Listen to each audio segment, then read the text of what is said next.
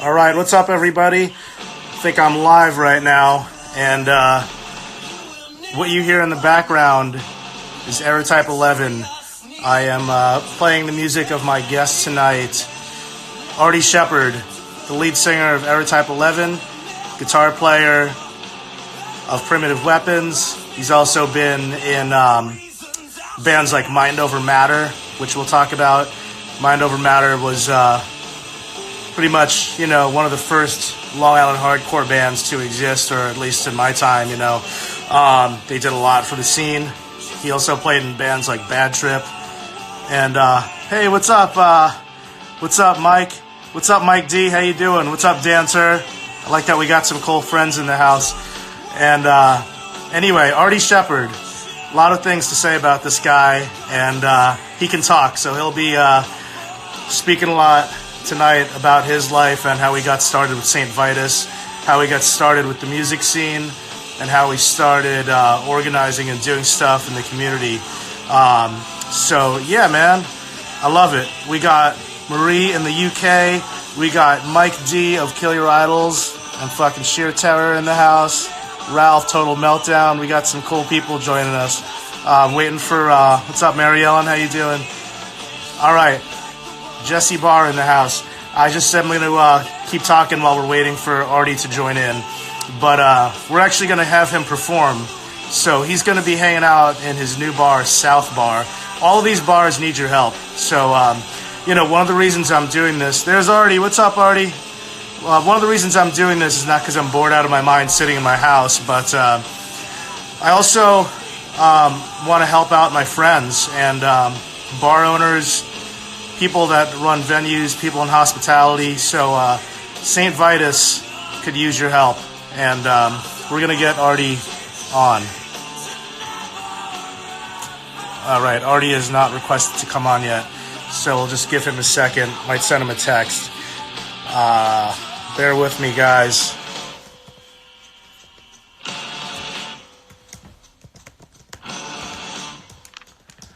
All right. Still waiting for Artie. I think he's joined, but I'm still waiting for his request.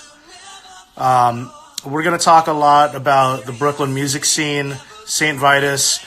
I want to talk about some of the best shows that have happened there, how it all came together, and also about Artie's career. And we're going to have a good time, man. All right, he's trying here. He is trying. Yeah, Mary Ellen, I don't know what to say about this guy. Way to be late to a podcast. Not a podcast, but an Instagram Live. Unbelievable. Some rock star shit. What's up, Stacy? We are, okay, Ralph is giving me directions. Artie, if you were watching, scroll up in the chat. There was a request button up there. All you have to do is tap on it. I think you just did. All right. Artie Shepherd, everybody. He should be joining in any second now. Artie Shepherd, what's up, baby? What's up, man? I'm all right. Love it. I was just playing better than the Super Bowl. Yeah, well, it is better than the Super Bowl, isn't it? Oh, it certainly is, man. Hope this works. I'm getting a little bit of my voice echoing back to me on your speakers for some reason. Hello? I'm trying my best. We're good. All right, cool, man. So look, I was just telling everybody a little bit about you. I'm going to give a quick intro. Artie Shepherd, for those of you that are joining us, is the owner of Saint Vitus Bar in Brooklyn. It's basically turned into the CBGBs of New York. And you guys have been around for 9 years. They've been doing pretty much like everything. I mean, you name it, everybody's played there. Like, they've had shows, they had underplay shows with big bands like Megadeth and Anthrax and fucking Nirvana played there. Of course, after the Rock and Roll Hall of Fame, but you get it. And everyone from fucking every metal band, every indie band, every DJ. So you guys have been doing it for a while. It's been great. It's still going. I know you guys need some help right now, so at the end we'll let everyone know where they could donate. But Artie, let's start with this, man, because you have a big history as a musician and as an organizer in New York. Let's start with Saint Vitus. When and how did you start Saint Vitus? Saint Vitus was sort of a weird it's difficult to explain, but like me and Justin Skirty were looking. We got hooked up through the guys at Number 7 with a bunch of people, and we wound up finding a space. George joined the crew, George Salidas, and who was my coworker at Matchless. Yeah, it's just, we found the space and we found people who were willing to invest in us, and it went from there. I hired Dave pretty early on to do booking, but it wasn't really full on booking. It was sort of half-assed, like not half-assed. The bookings were good, but we weren't really doing it that often because of noise complaints and bullshit, and the place hadn't really been set up properly for it. But then, about year 2, we kind of kicked into high gear, and it just went from there. It was like what happened was everybody moved out of Greenpoint. So Greenpoint was like, the hopping cool place. And, we had a good following, George and I, from being bartenders in the neighborhood. But then the prices went up because the neighborhood changed very, very quickly. And everybody went to Bushwick and Ridgewood and Bed-Stuy. And we were like, oh shit, what are we going to do? It's like, well, let's have more shows because that seems to bring people out. So that was kind of how the evolution of everything happened. Kind of an interesting backstory too, because in that time frame, the neighborhood was very different than it is now. It's always changing. It's New York, but what I was going to say is there was I don't know if there was a foresight for like heavy music coming back. I don't know if that's something you saw. I personally, what I felt was interesting about Saint Vitus is around the early 2000s. Folks like yourself and myself, we came out of the hardcore scene, but we were kind of trying different things, playing in different styles of music. Well, we were learning. You know what it was is we were playing in hardcore bands, but like I know personally, I just wanted to write good songs. I didn't really give a shit anymore about hardcore. Actually, I stopped giving a shit probably after the Mind Over Matter demo, to tell you the truth. But right. I always wanted to be. If I was going to be in Mind Over Matter, I wanted it to sound like Voivod, and if I moving on, obviously everybody got into more melodic music in the 90s, and it just kind of went from there. But yeah, go ahead. Absolutely. I mean, I was talking about this earlier. Mind Over Matter was your band in Long Island, where we're both from.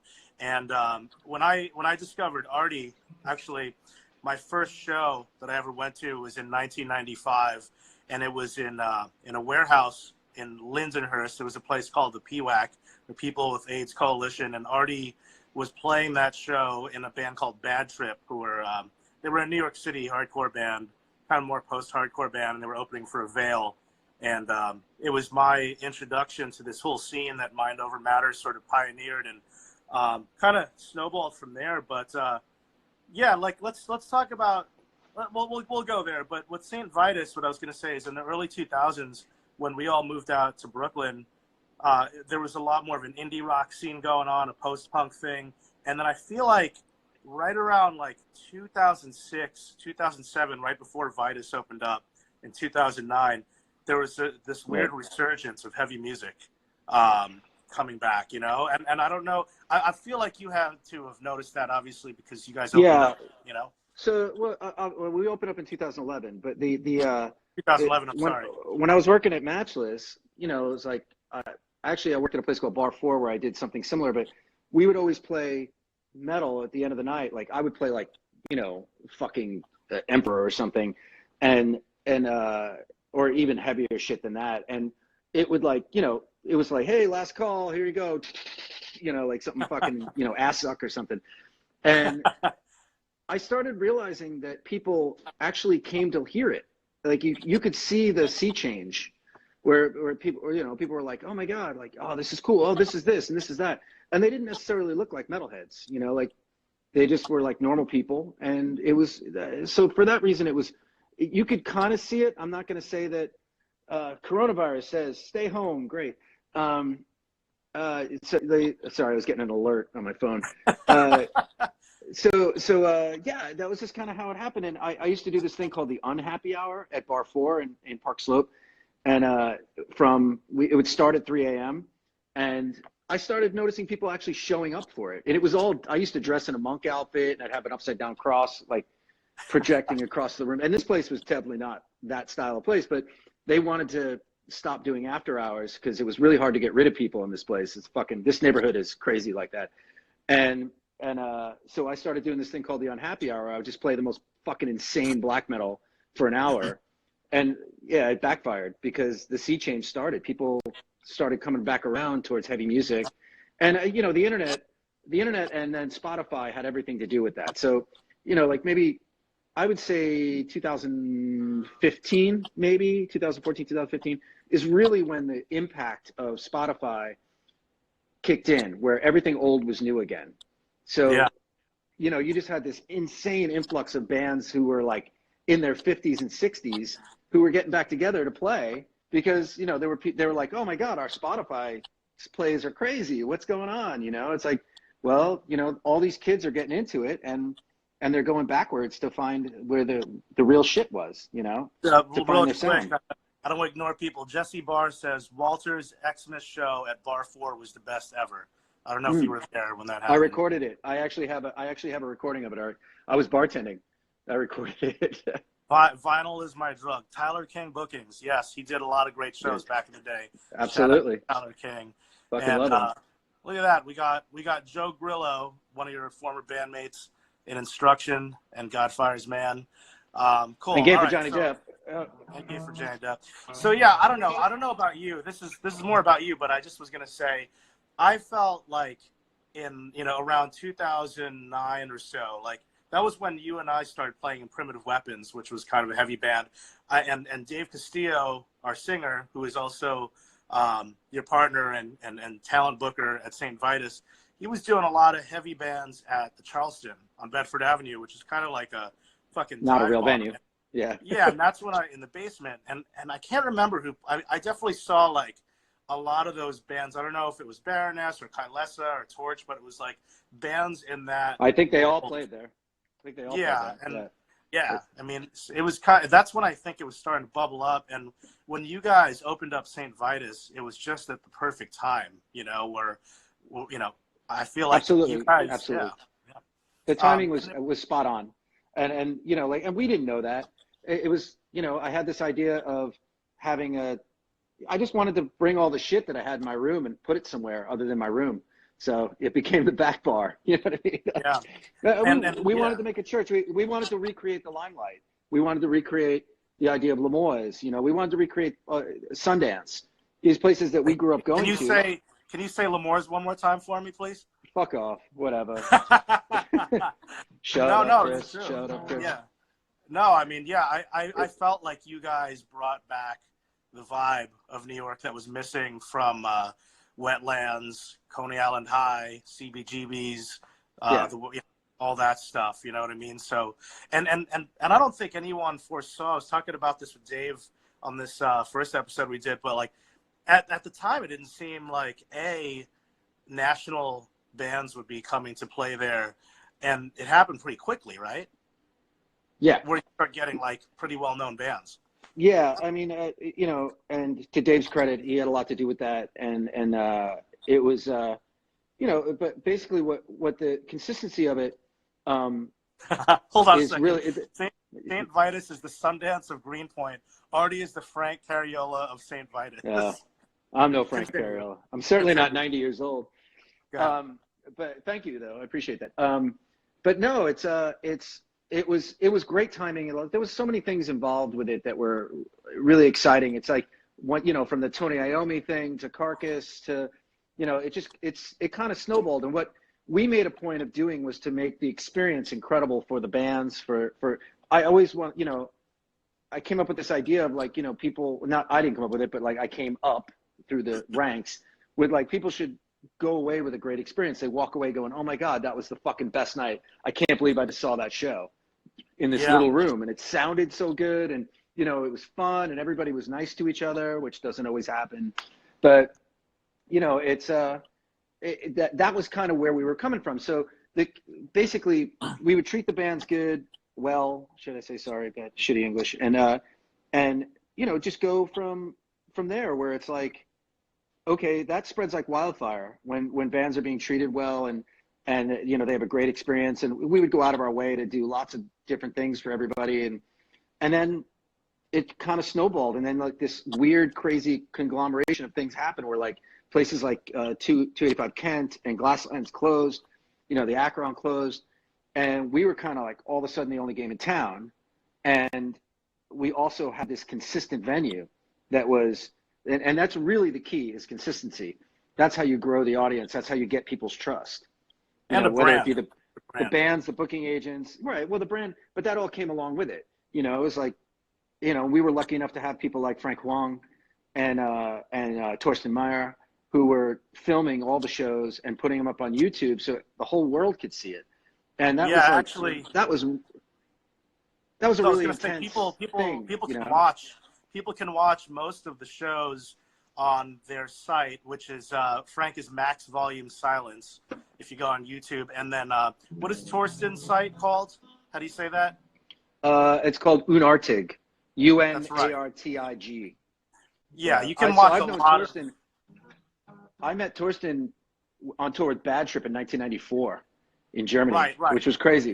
He's got a lot of videos. So if you're watching and you want to check out some of the shows that we're talking about that happened at Saint Vitus, you can watch them on Frank Wong's channel, Max Volume Silence, and also Torsten's channel, Unartig, UNARTIG. Not only Saint Vitus shows, but a lot of legendary. Yeah. Bands. Yeah. Especially Torsten's site is insane. He goes back to like 1989 or something. It's like nuts how much stuff he has. Yeah. Yeah, and also just shameless plug. You can also go on revolvermag.com and watch a lot of Saint Vitus shows. Oh, Chris. Hi, my name's Chris. Yes, but look, we're gonna go back to a couple of things here.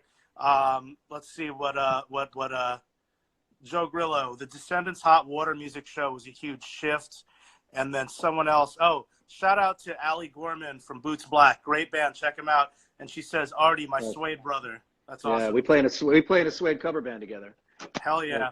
So yeah, like, look, you guys have been. And Joe is right. Joe's right about that. That Hot Water Descendants show was definitely, it was the first time that we proved that we could do this like last minute thing. It was like, you know, just throwing it together. And that was like, that was huge. And that show was technically it was a fucking disaster, but you know, it was, it came together and it was such an old school feeling with like this band, especially the Descendants, who were just fucking huge. You know, it was like, right. And I personally, I had this moment that night where I was like, we just gave these kids the fucking best night of their life. Like that was the shit. And that was really exciting because that's a lot of people said that, you know, it's like, that's such an experience. That's such like a cool thing to as an owner or a promoter or whatever, just be like, man, that's fucking awesome. And then that kind of snowballed after that. Like we got a lot of that sort of stuff. And it was really special. You know, it's crazy. So that wasn't planned though, right? That was because wasn't it because the Descendants show at the waterfront got rained out and you guys I think Refused was on stage at the time or something, and then there was like a massive thunderstorm that would like threaten to blow the whole place over, so they had to cancel the show. And then AEG, who put the show on, tweeted out that the show, well, I got a phone call from Jason Black after talking to Justin, who was backstage, and Jason was like, yo, we want to play. And I was like, all right, cool. And then he was like, wait, you want the Descendants to play? And I was like, yeah. And there was a bunch of other people, Punk Rock Hulk, all these other people were involved. Were you at home when you got that phone call? No, I was working. George and I were both bartending. Thank God you were there. Yeah. Oh God. Yeah. It was fucking insane. There was 2,000 people there before in about a 10-minute period from the time, because AEG tweeted out that the show moved. They didn't tweet out that the show was happening and maybe you might not be able to get in. They actually said it moved. So yeah, no, and we're talking about the Descendants Hot Water Music Show that happened last minute at Saint Vitus for anyone joining us. And you know, Saint Vitus, the capacity is what? We don't talk about it. Okay, well, yeah. Anyway, there was a million people out there. Oh, we got a question. Brett Inhaler wants to know, where did the name Errortype 11 come from? Errortype 11 is one of Artie's bands from back in the day, and they just got back together. And so where did the name come from? Our guitar player, Phil, worked with computers at the time, and it was a Mac error that happened. I mean, it's, you know, we're talking 1997. So he suggested it, and we were like, yeah, it was probably ill-advised. I mean, it's not, it was always hard for people to pronounce, and it was, you know, especially if I said it, like, yeah, we're Errortype 11, and they're like, era, like, the amount of times in Europe we would be billed as era type 11, ERA. And I was like, I must have spoke to that guy because my Long Island accent just ruined it for everybody. But yeah. I mean, dude, that's not as bad as On the Night of Princes. People used to bill us as On the Night of Christmas all the time.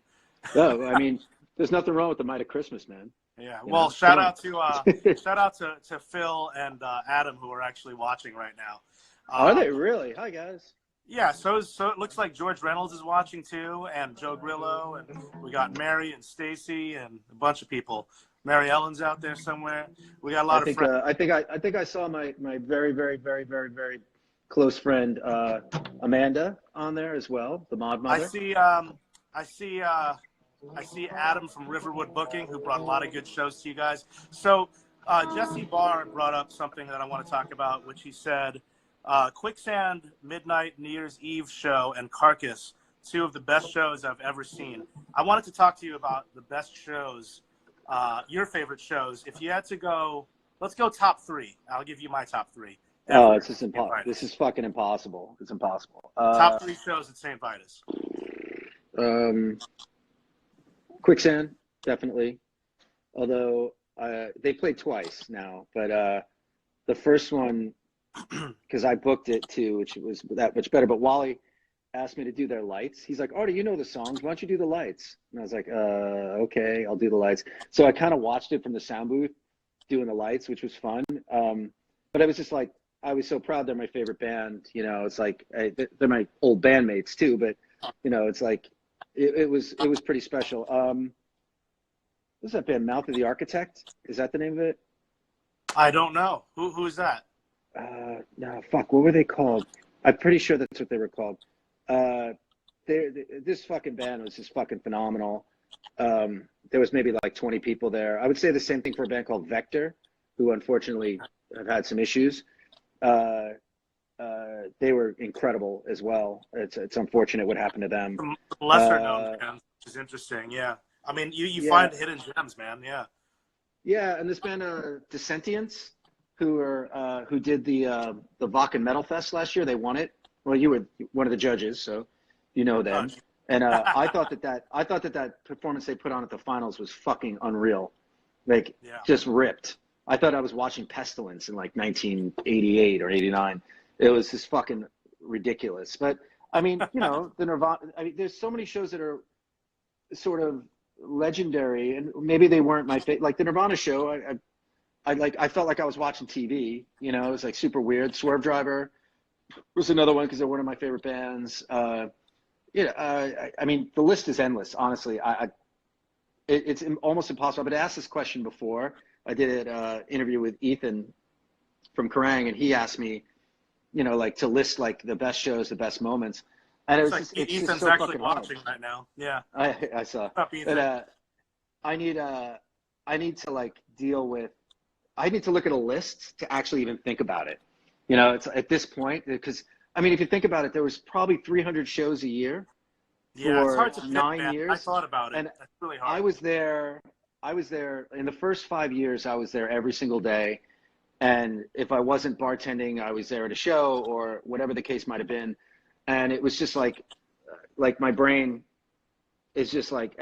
But I also like I don't. It takes a lot for me to go in and watch the show. You know, I got to give Anthrax a lot of credit because I thought that they really played the room perfectly. They really, like, for a band that, you know, was doing an underplay, like, they fit well, and it was fucking cool. And they've been very supportive people towards us as well. They really are. We should give them a shout out because I don't know if you remember this, but we hung out.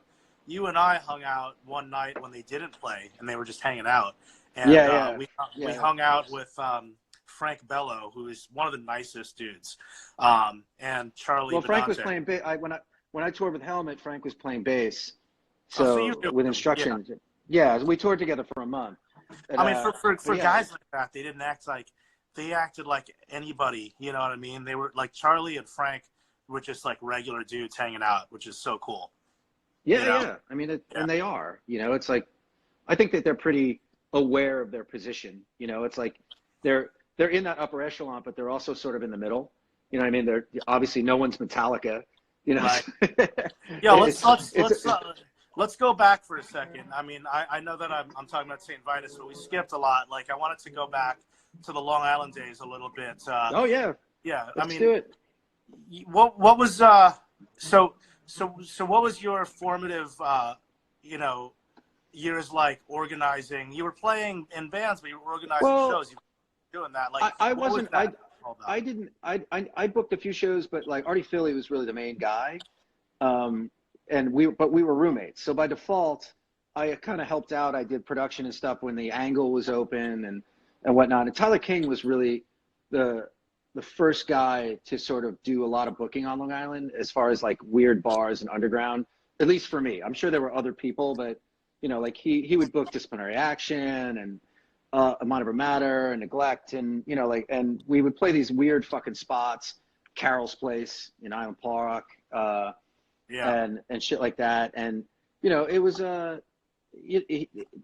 his contribution to that scene is immeasurable because you know he kind of influenced us into doing it. We were like, well, you know, like Tyler was he could be a bit of a negative Nelly, you know, but I mean, that's the hardcore scene. And he did shows for years. He booked like fucking Shelter and Leeway at the Right Track Inn and shit like that. Like he would do all sorts of stuff. He brought that New York world into Long Island, which I'm always very grateful to him for that. Yeah. He deserves a lot of shout outs. He lived around the block from me, and I played bass Little League with his brother, and his brother was the worst Little League player ever. Yeah, but, this was an interesting time. We all hung out. We all started hanging out together, and it became this fucking scene.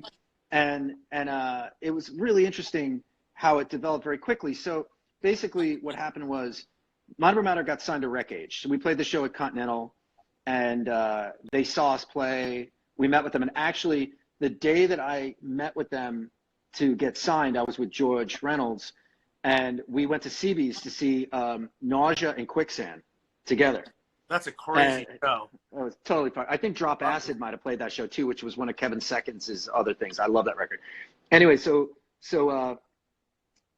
showed up at that. We went to that show, and I remember going to the Rec Age office, and Eddie Reyes was still in the band at that point, and we all went up to the Sunday, from Take It Back Sunday, yes. Take It Back Sunday. Yeah. Now, Fate's Got a Driver. Fate's Got a Driver, awesome band. Go support them. So we were like, we went up to their offices, we signed this contract, and we were like, wait, Chris, what are you doing? Fucking calisthenics? The fuck? I was cracking my neck. So I was working out and going jogging. What do you want from me? So we go up and we sign this record deal, and we were like, we wanted to sign like a 10 record deal. We were like, give us as many records as possible because we can't believe anybody's going to put our records out. Like, what the fuck? And so I remember walking downstairs from that meeting, and the five of us were standing outside, and I was like, guys, everything we write is going to be put out from now on. Everything we write. Isn't that crazy? And like everybody kind of looked at me like I was weird. And I was just like, I just thought it was crazy that like somebody would spend money putting something out like that, you know? And this is 1991. So then the 7-inch came out in 1992. And I remember, so Nirvana hit probably about, I don't know, maybe a month or two before our 7-inch had come out. So we were playing at the Angle. We had this big record release show at the Angle. It was the second show at the Angle. The first one was Nut Job and Silent Majority. Remember this very, very clearly. And so we show up to the show, and I'm like, what the fuck? There's 400 people here. And it was like, you know, every Guidette on Long Island whose hair went up, they suddenly went down. And like, you know, everything had changed very, very quickly. And, you know, and it was funny because like, I remember, and Artie Philly probably won't, he probably doesn't agree with me just the way George Reynolds doesn't agree with me with most of my memories of things they've said to me. But he turned to me and he goes, "You'll never play in front of 20 people again." And I was like, because Who that's all said we had that? done up to that point. And he was fucking right. You know, it was Who said crazy. that It was to like, you? Artie did. Artie Okay. Fairley, yeah. So it was just it was a really crazy time, and like everything changed. The scene, all of a sudden, you know, we were able to book bands. Everybody wanted to play on Long Island because the New York scene was dead. There was no place to play. No one really gave a shit. And so, you know, like we started early on booking shit like the Bouncing Souls, and you know, like we had all of our own bands. Silent Majority obviously had started at that point, and you know, although they were still sort of in their infancy, they were kind of a jokey band at that time. But I you know, remember and they seeing got them back then. Yeah. yeah, and they The had that first song "The album. Pines." They had the song "The I Pines." remember seeing them, like a lot of bands that you guys booked at the time, accidentally, because I would just walk into to venues and it would be like Bouncing Souls, Lifetime. Yeah, Black Train Jack. Yeah, we just had everybody, and then we, you know, Artie and I were really into like the Gravity Records bands like Heroin and shit like that, and you know, so Artie really did a great job of honestly putting together weird shows. So like Neglect and Garden Variety, you know what I mean? Like made no Yeah, yeah. sense, but you know what? Fuck it. It was like, you know, Garden Variety was obviously a little odd about playing a show like that, but you know, they were game because Artie and I were such big fans, and you know, like we just wanted them. We wanted the kids who like Neglect, which was way misguided because the kids who like Neglect only like Neglect, but maybe VOD.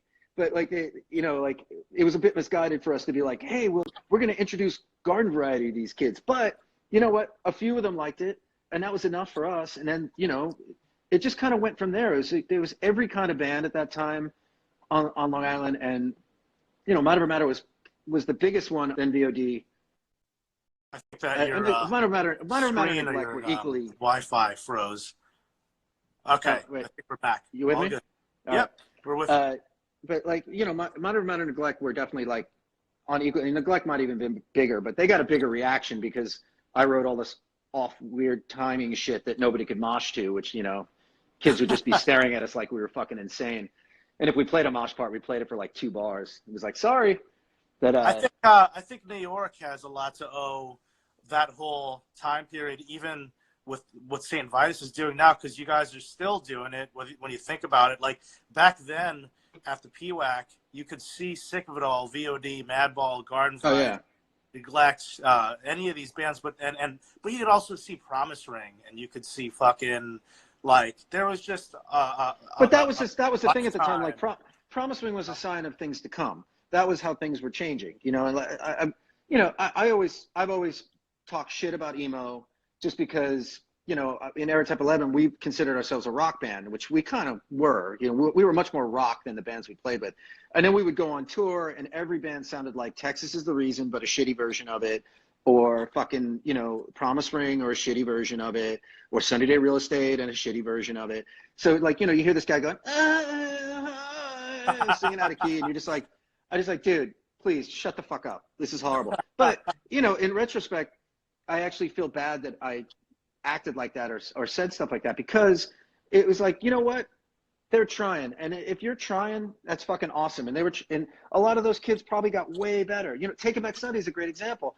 They were fucking horrible when they started, you know? And it was like, not horrible, but like, you know, it was just like the whole thing was, I remember that I saw the last show that they played with Antonio as their singer. It was at Meow Mix, the lesbian bar in fucking Houston. It was fucking hilarious. Like Adam was playing bass. He wouldn't even face the crowd. It was like fucking shit show. And, you know, like I always said that Take It Back Sunday was the band that most improved, because those guys, like, man, I can't, like, the band that they were when their demo came out to the band that they were by their second record was like, wow, you know? For sure. They And had just come into their own, you know? And like I'm actually really proud of those guys. I mean, you know, I know a lot of stuff went down with Ed, who's one of my oldest friends, you know, and like, I hope that someday that gets resolved. It does make me sad.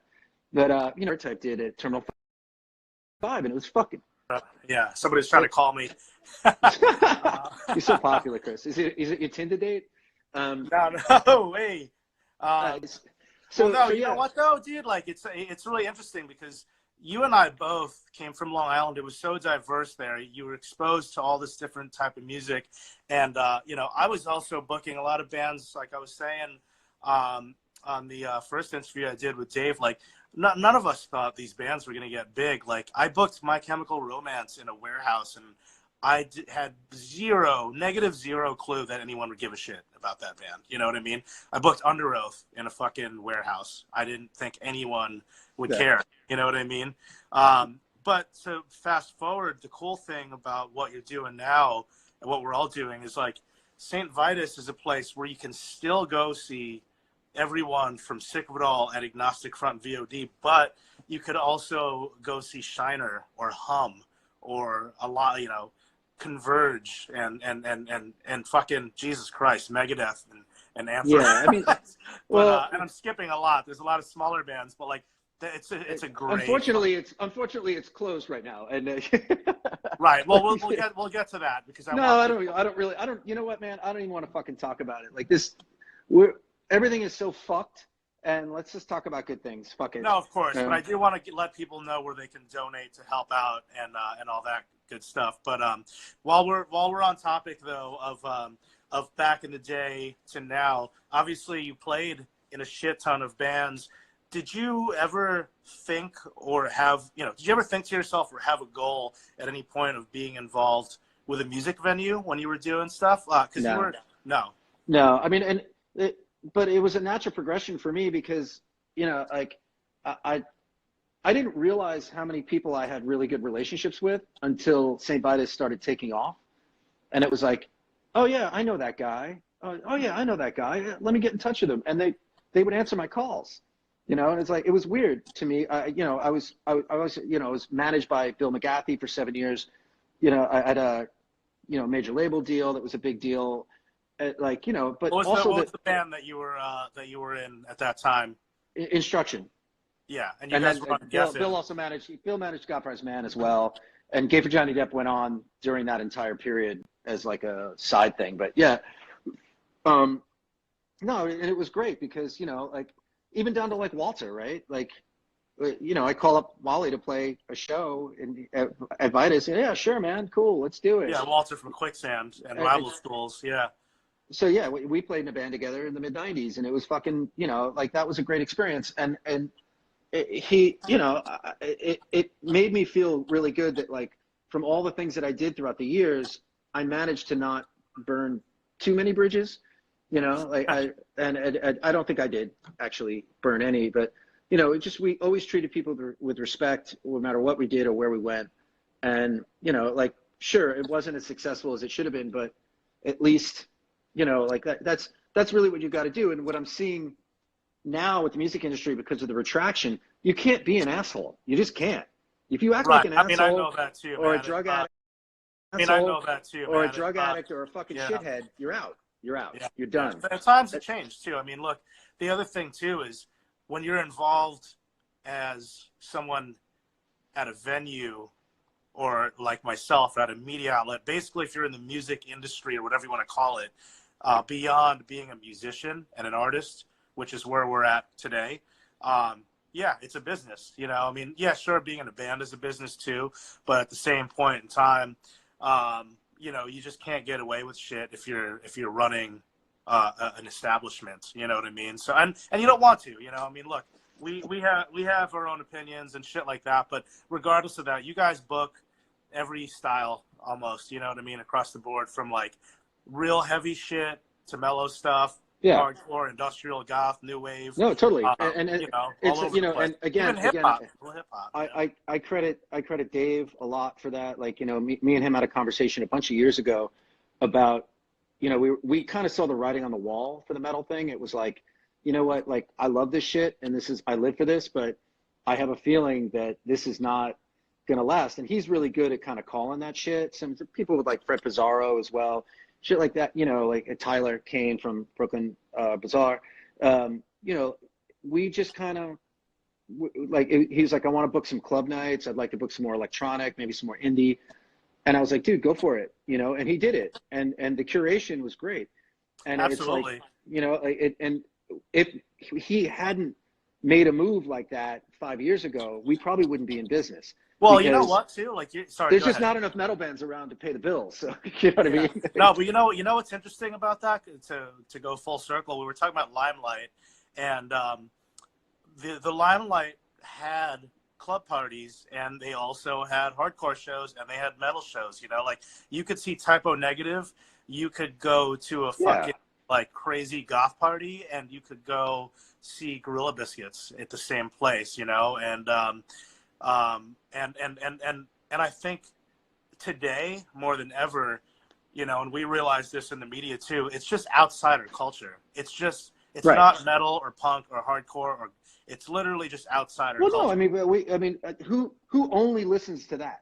You know, like I listen to fucking, you know, early 70s prog rock is my favorite thing in the whole world, and shoegaze and Britpop, you know, like Oasis, you know, like obviously a lot of people who are probably watching this know about my obsession with them, and you know, it's shit like that. It's like, you know, but then also there is certain parts of hardcore that I really like. I like hardcore that's more out there than traditional hardcore, because I just find it to be a really caveman style genre that really, like, I remember somebody described Burn when they first came out as progressive hardcore, which I thought was a great description, but I was like, and then Mind Over Matter got the same tag, and it was like, nah, because if it's progressive hardcore, it's not hardcore anymore. Because hardcore is madball.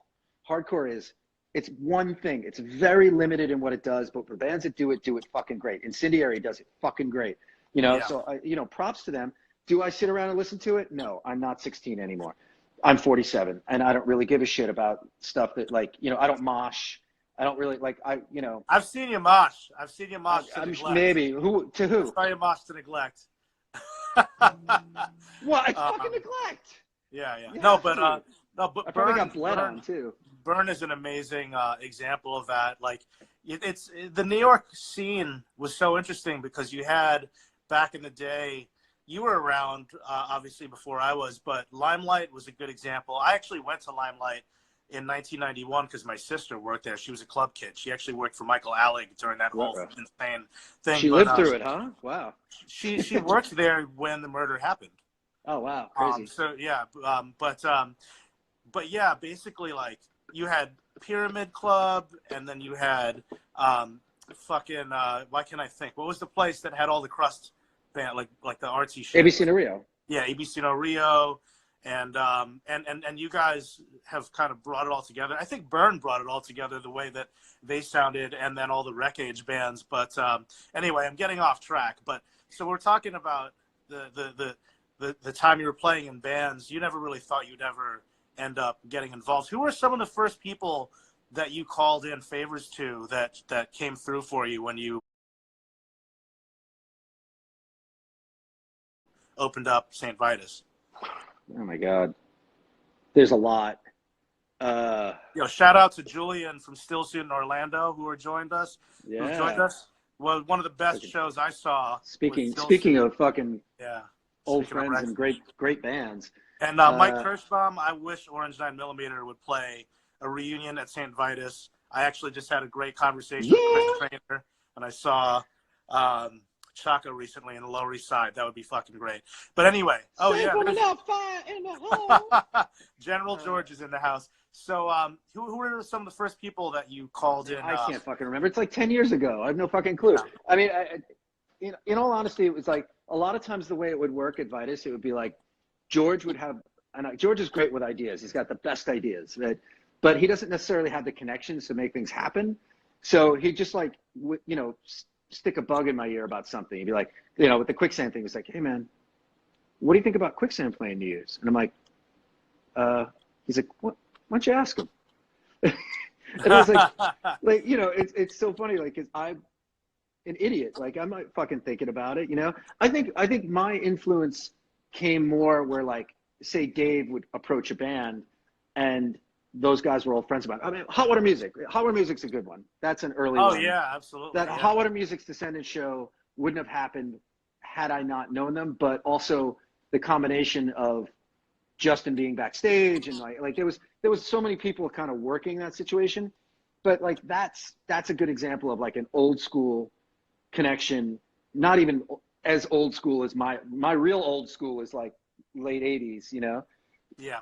But just being friends with people like Ron Gamaldi and a lot of these guys from the old days on Long Island, and there was a crossover to New York City, and then obviously the Wreckage thing. Gavin, you know, Gavin and I are pretty tight, and you know, I can't really think of a specific one that I called in. Dave might know better than I will. Let's talk about you know, we're at the 8:45 mark, but the craziest shows that have ever happened at Saint Vitus. I mean, there's some obvious ones, but again, there are people watching that are not just our friends. So there's a couple notable ones, but yeah, there was Nirvana, there was Anthrax, there was Megadeth, Refused. I would say, you know, like the second Anthrax show was a fucking pain in the balls. Although I wasn't there, I did production for years.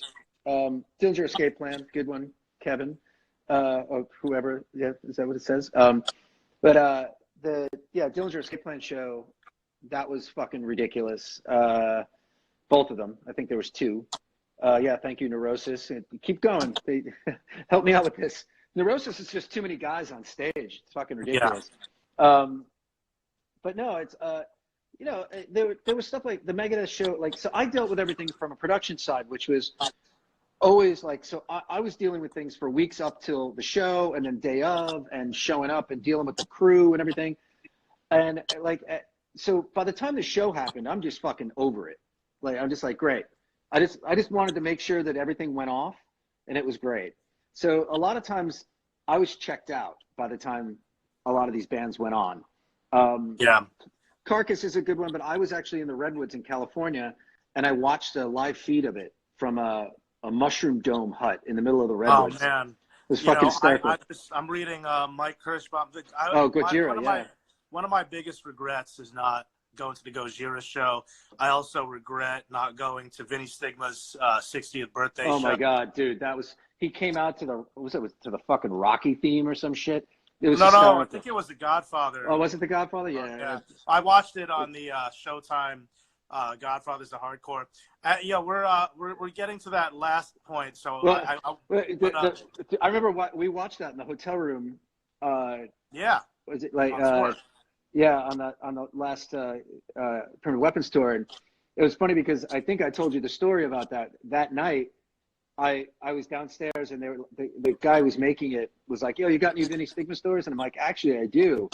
And the guy's on tour with Bad Trip, and we played a show with Murphy's Law, and Vinny just happened to be doing merch, and I made some like off-color joke, and he kept shining a light he kept shining a laser pointer at Jimmy Gestapo on stage from the merch table, which is fucking hysterical. He thought it was the funniest shit ever. And then like I turned to him and I'm like, I forget what I thought maybe the band was playing late, and I goes, "Yo, Stigma, you know what time it is?" He goes, Time. I don't know fucking time. I'm on tour with Murphy's Law. I open up the window, I throw the fucking watch out the window. I don't fucking time. What the fuck are you talking about? And it was like, I told all these fucking crazy stories about him, and literally no one laughed, including Stigma. I was just like, shit, did I just do the wrong thing? Like, I know I didn't, but it was amazing. I thought they were fucking hysterical. I was like, this is definitely not making the movie for sure. That's so awesome. I wanna just say a few more things and then let you do your thing. But I mean, we can go. You know. Oh no, whatever. I know. We can pull a what's that guy? Bill Maher, and do a. We could do a Bill Maher. We could start over again. But this thing kicks you off after 10 minutes, so I want to keep going. But so we might have to end this one in 10 minutes, and then we're going to go live again, and then you're going to have to do the whole thing over and request. But and yes, Mike D, that was the Mom Sleeper tour in 1994. Okay, there we go. So I'm gonna walk away, let you do a song. I'm gonna tell the story of this song first. All right. So I'm gonna let you do your thing. I'm trying to get my guitar in the shot so I don't look so ridiculous. So this is a song that was a sort of like afterthought for the Instruction record, and when we were recording it, we were in the studio in Los Angeles, and we were working with Bob Ezrin, and he was like, "I really like that song. Could you demo it up?" And I was like, "Yeah, sure." But it was too weird for the record, so I demoed it up with a guy named Tom Panunzio. Interscope has its own recording studio in their building, Let's And give some context really quick. This is your band, Instruction. this is Instruction. Sorry, yeah. And Sorry. Instruction was Artie's band on Geffen Records, and they recorded at Sound City with Bob Ezrin, who did Pink Floyd, The Wall. And we actually didn't record at Sound City. Sound City was a shithole at that time. We recorded at a place called Cherokee Sound, where Van Halen did their first 3 records. And insane. yeah. And you guys, I want to give context to Artie's band. It was with Tom Capone from Quicksand, Joe Grillo from Garrison, and Adam Marino from Errortype.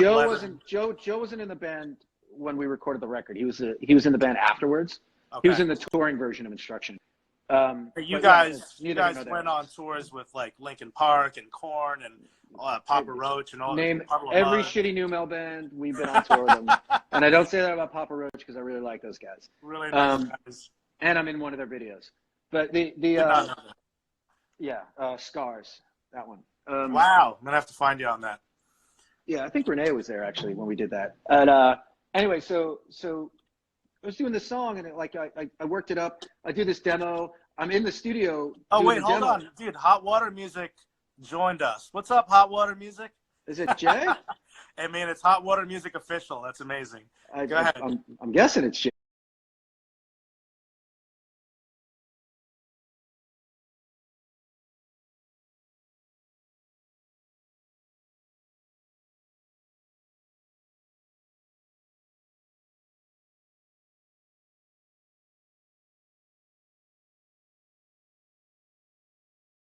I'm guessing it's Jason. Yeah, he's the only one with the wherewithal to do social media in that band. So we were like, I'm in the studio and I go over to this vocal booth and I see this lyric sheet and it's like, and the guy's like, yo, you got to get out of here. I'm like, why? He's like, Axl Rose is going to be here soon. Because he was recording vocals and that was his lyric sheets for Chinese Democracy, which I was like, whoa, that's fucking sick. So fast forward to us doing this record. And Bob was like, listen, do you really want to do this? I'm like, yeah, man, I really want to do this. Like, let's rock this. Let's see how it goes. And he's like, okay, well, I was like, he's like, what do you want? And I was like, well, I want strings. I want a full orchestra. I want a tambour player. I want a sitar player. I want like I had all these fucking crazy ideas. And Bob was just like, okay. And at that point, we had realized that it was going to be a soft release, which is words you never want to hear. And we were just like, I was like, you know what? I'm going to spend as much fucking money as I want. Because we had like an open checkbook, spend as much as you want. So it was like, fuck it. We got Michael Kamen to do the string arrangement, which he died 2 weeks into the recording. So that actually didn't happen. But one Michael of his guys Kamen did the shit for like Metallica. Yeah, he was huge. He was Bob's best friend. He died in the middle of the recording. Long story. Anyway, so his protege wound up doing the string arrangement for it. It wasn't everything I wanted it to be, but it's pretty fucking epic. And the sitar player who played tambour as well, he was a professor at the University of Maryland, and he had no clue about Western music. So when we were trying to teach him something in 6, he just didn't fucking know. It took fucking 2 days. I remember Bob going out there and talking to him, like, listen, man. Like, he didn't understand English. I was like, dude, he understands English. He just doesn't understand English fucking music. That's all. So, but it turned out to be really cool, and I felt like it was a song that is sort of fitting for the moment right now. I gotta tape the lyrics over here because I can't fucking. Well, I'm gonna get away from the camera, so I'm not sitting here while you're playing it, and then I'm gonna come back when you're done. But most likely, is that loud enough? Yeah. Most likely, I'm gonna have to. It's gonna cut us off. And then I'm going to restart again, so you're going to have to do the same thing, okay? Okay, and rejoin me, okay? So I'm going to, all right, ladies and gentlemen, Artie Shepherd.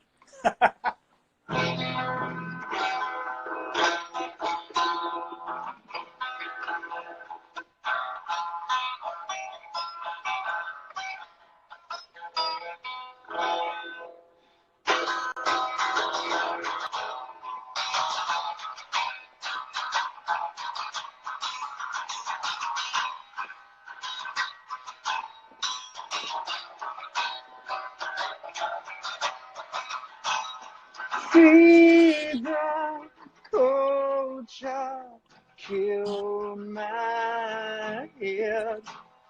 Lifetimes alter things unsaid, and I feel, oh, see, oh, so I'm told somebody else has a message for you, something you'll never forget.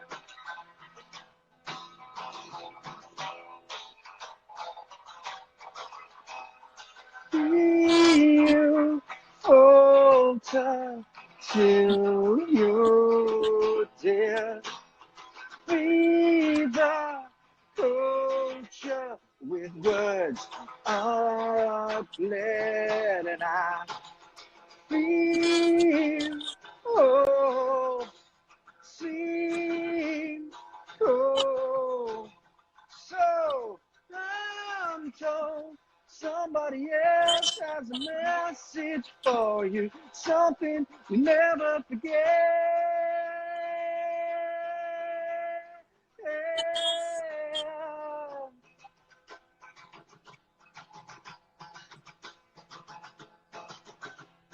Sometimes, but never again.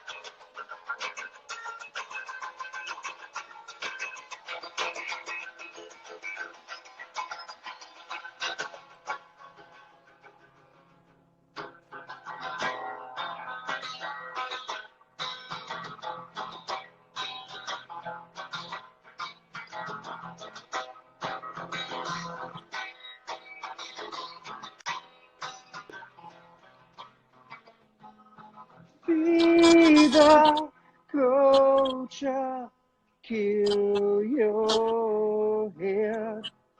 Lifetimes alter things unsaid. 1, 2, 3, 4, 5, 6.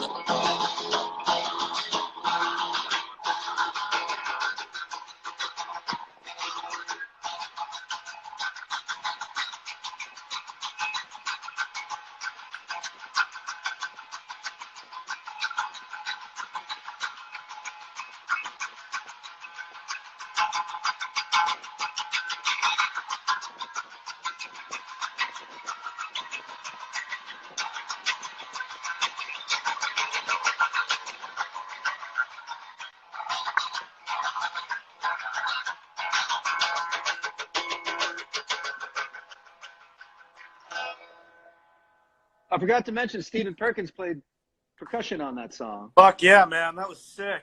I was gonna actually mention that.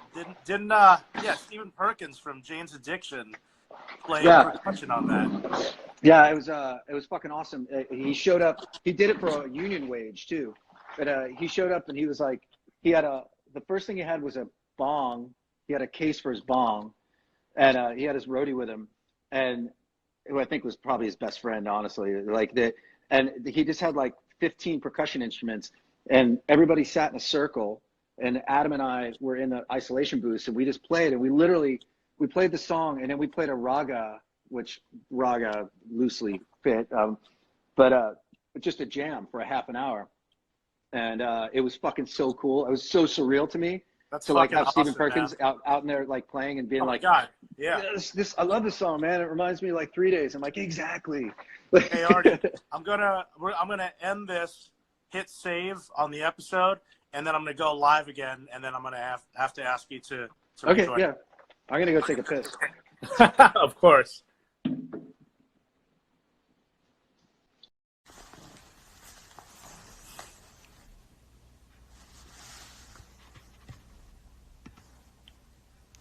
What's up, everybody? I had to end it because you basically get kicked off after 1 hour. So we started at 8 o'clock, and then Again, it kicks you off at 9 o'clock. So Artie's going to rejoin me again in a second. But anyway, I decided to do this. I've been sitting in my house since I've been rehearsing for Roadburn, and I'm supposed to play Roadburn in Tilburg in the Netherlands. And I was at practice. I'm playing with Julie Christmas. Anyway, yeah, we were supposed to co-headline Roadburn with Russian Circles, and fucking last Sunday, the news had hit that was basically saying that shit was getting crazier than we realized, and we all went home. And I've just been sitting at home, much like many of you, especially in New York, since Sunday night. And I just came up with this idea. I live alone, and it's been really fucking, it gets old after a while. So we're going to be doing one interview a day. Starting tomorrow, these interviews are going to take place on the Saint Vitus Instagram. They have about 30,000 followers on there. So just a bigger audience. I wanted to test it out on my own channel. Tomorrow, Russian Circles will be on the Saint Vitus channel. Dave Castillo will be interviewing them. On Tuesday, I will be interviewing Incendiary. On Wednesday, I'll be interviewing my bandmates in Spotlights, Mario and Sarah Quintero. We have a record coming out on Friday.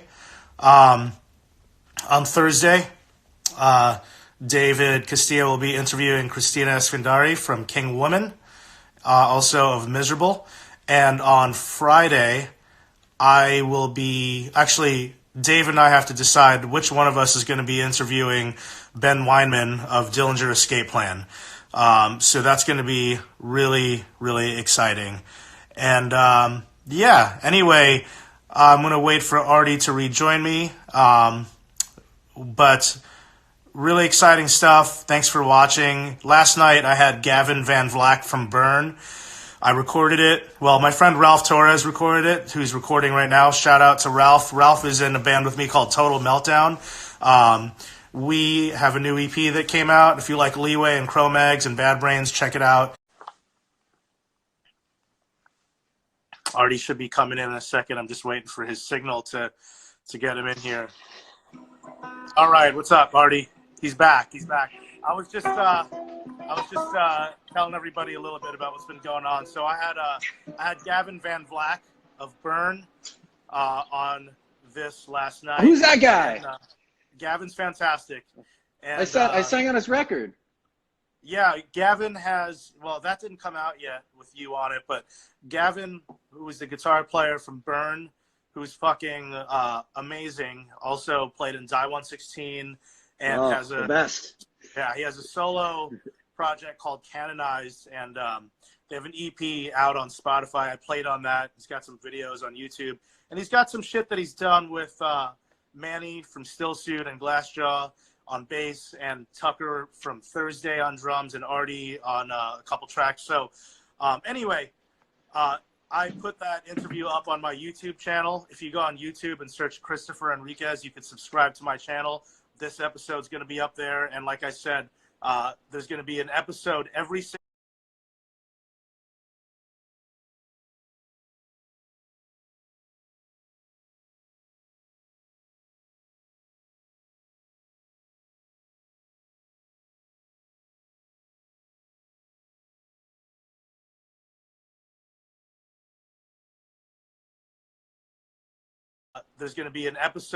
single day until the quarantine ends.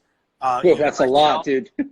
Yeah, well, I'm a social guy, and I fucking get really bored. So I'm making use, like you said, you have a lot of friends that pulled through for you. So I realized that it's a lot of cool friends, and I'm making some phone calls. So, and fuck, dude, we got nothing else to do. I mean, yeah, I am running around after a fucking 5-year-old all day, which is like, being home with that is like, wow, it's something else. But oh man, it's fucking hard. You really begin to appreciate those teachers, man. Amen to the teachers. Absolutely, man. Well, like you said, there's nothing else to do, so I'm just excited that people are on board. I came up with this idea last week, and This is my third interview, and people are excited. I was just telling everybody we have Ben Weinman joining us this week. Incendiary is going to be joining us. King Woman, Spotlight, and who else? Hey, Julian, fuck you, dude. What did Julian say? What did Julian say? So one day I was hanging out with Julian, and we were in my neighborhood. And he's like, he's got 4 kids, I think, or 3 kids. And he's like, he goes, I was talking about having a kid and whatnot. He goes, do you like your life? And I was like, yeah. He's like, don't have a fucking kid. And I was like, yeah, but you know what? That's the advice I give to anybody who talks to me about it. But it's like, do you like your life? You like having fun and shit? I mean, it's nice. It's great. You get to feel unconditional love. That's fantastic. But, Well, you know what? I got no fucking kids. I got no wife. So I haven't joined the club. But yeah, and both of those lives are great. But, it was just funny. It was one of those things that whenever you're in like that really bad mood and like, oh, I can't take it anymore. And it's like, fuck, I should have listened to Julian. Fuck. He gave me some advice. I'm not going to repeat, but I will say that he was a positive influence.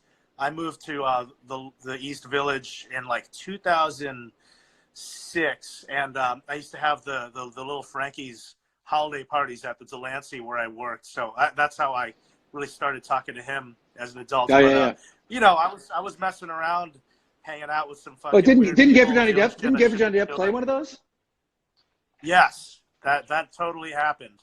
Shout out to Little Frankie's, man. If you're in New York City and you want to get food at like 1 a.m. or 2 a.m., I think you can still go down there. Yeah, man. Fuck yeah. But you know what we're talking about before, Artie, that I thought was interesting? You actually told me this, was that metal and like aggressive music.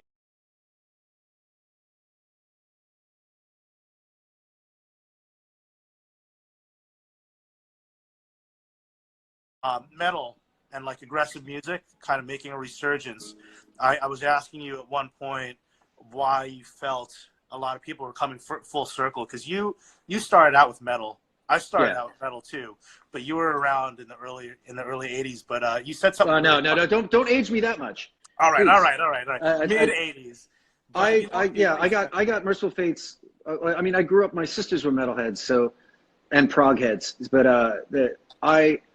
I saw my first club show was King Diamond in 1988, I believe, maybe 87, and then like I started going to Sundance quite a bit after that. And Sundance was difficult for a kid that age because the shows didn't, like, the headlining band wouldn't go on until 2 a.m. So you'd wind up like getting home at like 5 a.m. and I'm like 16. I saw Sepultura. I saw Sepultura on the Beneath the Remains tour. And it was the second show in America. And Eddie and General George went, I believe. And Eddie had schizophrenia painted on the back of his jacket, because obviously Sepultura was like the only South American metal band we knew of. And he's from South America, so he was like fucking super psyched on it. And we were there from, it was the night before my SATs. So I got home at 5 a.m. and I had to be at Chaminade the next day at 7 a.m. to take my SATs. Catholic schoolboy going to metal shows. Hey, Baltimore's Patrick Martin says, if you don't do an Oasis cover, I swear to God. Oh, whatever you want, Pat. Oh, wait, don't indulge him, man. Don't indulge him. I got to have dinner here, right? But I was gonna do I always wanted to start an Oasis B-side acoustic band and called Let's All Make Believe, and just only do acoustic B-sides. That's it. Because I'm all about. Are you aware of Broasis? Oh yeah. I know all the cover bands, and they're all awesome. I mean, let's face it, Oasis is a really easy band to do, but it's like it's all about fucking whoever does Liam. You got to do Liam, right, man. It's like that's a hard fucking show to follow. Really hard. Liam's shit is way better than Noel's shit, in my opinion. I know he doesn't write it, but it's just he just hasn't beat. The thing is that I think it's changed over the years, where Liam now is sort of like the fun guy whose career is gone way bigger, and Noel just seems like an angry old guy you know, but I think he always kind of was that. I've read a lot of biographies and stuff, and there's not a lot of really great things to be said about him as a person, but you know, like he was the leader in the biggest band in the world, and so sometimes you got to make some shitty decisions and not be the greatest person in the world. Let's not get too off track. Oasis fucking. Oh, why not? Yeah. Why not, man? Look, that's why you got a sober person here to keep you on track. But I didn't say what you told me that was funny about the metal resurgence, which was this is what you said to me. You were like, dude, you can go to a metal show and be 45 years old or 25 years old, and it's fine. It's not creepy. Yeah. You go to a fucking hardcore show and you're 45 years old. You're the creep. You're the creepy guy, and you're fucking. Well, I mean, not anymore though, Chris, because all the fucking hardcore bands are like in their mid-50s. No, you know, I know. I think Ray Capo's going to be fucking 60 soon. You know, it's like it's unreal. That's different. I'm talking about the young. You're not going to go to a VFW hall in Long Island right now. No, but there was always those. There was always those guys at the shows. Always. It was always like one or two of them. And you know, we were all friends with them, but it would always be kind of like, what the fuck's up with this guy? You know. I'm not going to name the guy. But actually, I'm not going to get into this. But there was a punk rock dude that was older and that should have not been talking to me and my friends when I was like fucking in high school that wanted us to hang out with him. I'm not sure what that means, but okay. I hear you. But anyway, yeah, man, the whole episode was really cool and informative, and I just want people to know that Saint Vitus during this quarantine could use some help. So if anybody wants to donate, you can go on the Saint Vitus Facebook, and I believe there's a Venmo account on there. Yeah. That people can donate. I don't know if I think it's a Venmo, not a GoFundMe, right? It's a Venmo. Yeah, it's a Kickstarter, but like I guess the money is through Venmo. I'm not really sure how it works. I didn't set it up. Grillo, that is not who I'm talking about. Jesus Christ. No starting shit. No shit. We gotta stay positive, yo. Yeah, Come on, Joe. Positive, man. But yeah, man, donate and help. And you own South Bar, which is the bar that you're in right now in Park Slope. Are you doing anything online where people can donate to? Yeah. I have a GoFundMe. It's the South Tip Jar. All right. It's done pretty well so far. This is a very locals only cozy. This place is there's something about it that brings me a lot of solace. And I feel like it does for a lot of people in the neighborhood. It's so small, and it feels really cozy, and it's warm, and you know, it's just one of those places, man. And you know, I desperately want my employees to not suffer through all of this, and you know, and also, you know, in all honesty, we have no idea whether St. Vitus or this place or any places are going to reopen ever. You know, it's like if they do, it's going to be under heavy restriction for and whatnot, and it's like it's very, very difficult time at this point. Like I've already cried about 8,000 times. I've kind of gotten to a point now where I'm like, all right, well, I gotta figure out my daughter's homeschooling situation, and I have to sit here and consider myself a lot luckier than a lot of other people who, you know, might not have as much as I do. But, you know, on the other hand, if this place closes, I'm out a tremendous amount of money. And well, I want to stay positive, man. I mean, yeah, it sucks. Hey, Chris, you know me. I'm probably one of the most negative people you've ever met. Well, before we lose this comment here, Ralph is helping us, and he just reminded us. You want to Venmo Saint Vitus? It's at Saint /Vitus/bar. So go on Venmo, and yeah, man, fucking. I hope that you guys get through this, and yeah, I mean, people could buy merchandise too from Saint Vitus. In fact, I'm wearing a Saint Vitus ring, which I just want to show everybody. I don't know if you could still buy this, but it's a Saint Vitus ring. I think you probably can. It's just a 3D printer that makes it. Yeah, man. You can buy Saint Vitus scarves and fucking shirts and hats and all sorts of shit. So, yeah, man. I do want to just give a shout out to everybody that's going to be on the show this week. Again, follow us online at Saint Vitus Bar on Instagram. You'll see a flyer getting posted tonight or tomorrow. It'll have the guests. Basically, there are not going to be shows, so we're going to try to fill up the socials with content. So every day during quarantine, you can watch me or Dave and Artie if you want to get in on this. This week, we wish we could get some bands to play, you know, because we have that big room stuff in there, and it would be so awesome. But it's like right now things are just so fucked up, you know, and unsure. It's like I feel like we have to wait a couple weeks in order to sort of do that. Yeah, but bands that are in New York, they could literally show up, play. We can have it on big room, which is like a 4-camera shoot.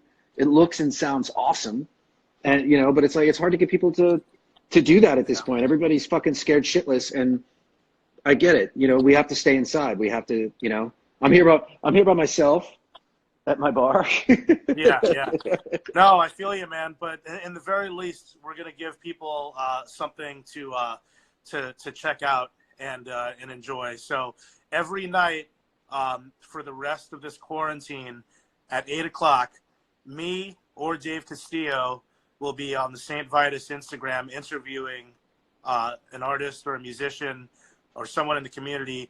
I'm going to be doing a couple different interviews on my own channel once in a while with community organizers, activists, artists, tattoo artists. So I'm trying to stay productive. I'm social. I like talking to people, and we're just going to keep it going. So every night at 8:00, tune in to Saint Vitus and stay on my... Do it up, Chris. Yeah, hell yeah, man. And yeah, I love you, Artie. You're fucking, you're a beautiful man. And I. Well, you got no more questions for me, man? Come on. What do you got? What do you have to do? We got people saying good night, man. Julian's. I'm gonna play another fucking song. Fuck up. All right, I'm gonna let you play one more song. Thanks, Chris. This is a new one from my solo record that Chris played drums on, right, Chris? Yeah. Get in there. I'm gonna close my eyes, listening closely to your life. Nothing could ask why you were the first or the last to die.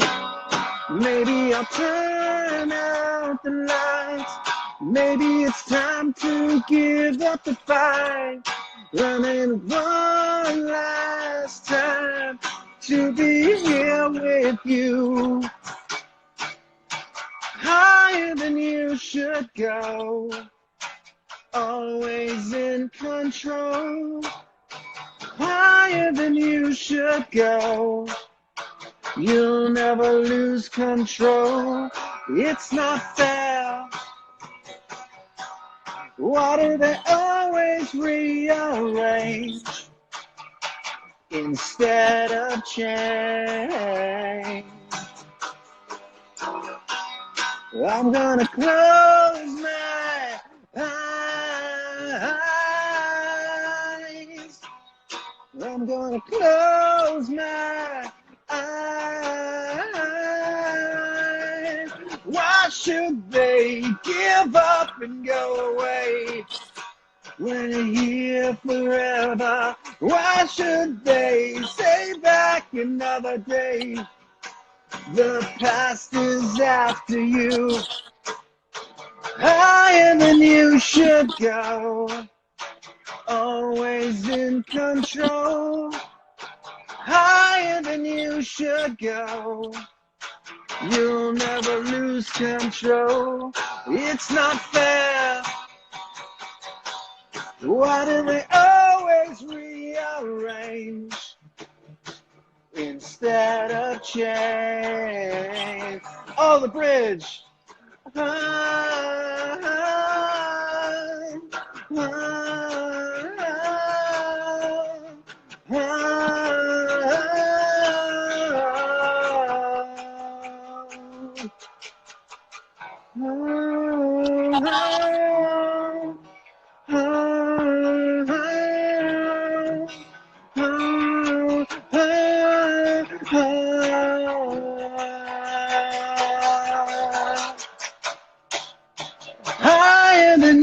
should go. Always in control. Higher than you should go. You'll never lose control. It's not fair. Why do they always rearrange instead of change?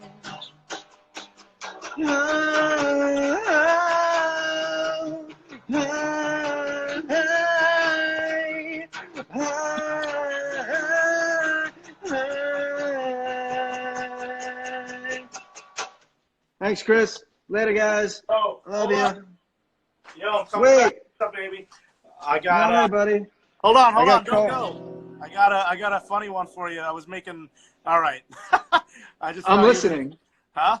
I I'm was listening. I was doing the most Asian thing while you were doing that, which I thought you'd get a kick out of. Since we could all use a laugh, I just started making my white rice so I could have dinner a little bit. So yeah, man, that was dope. Thank you for doing this. I love you. Thanks everybody for watching, and we will be doing this every day. Artie, stay positive out there, man. Love you. Later, bud. Thank you. You're watching live.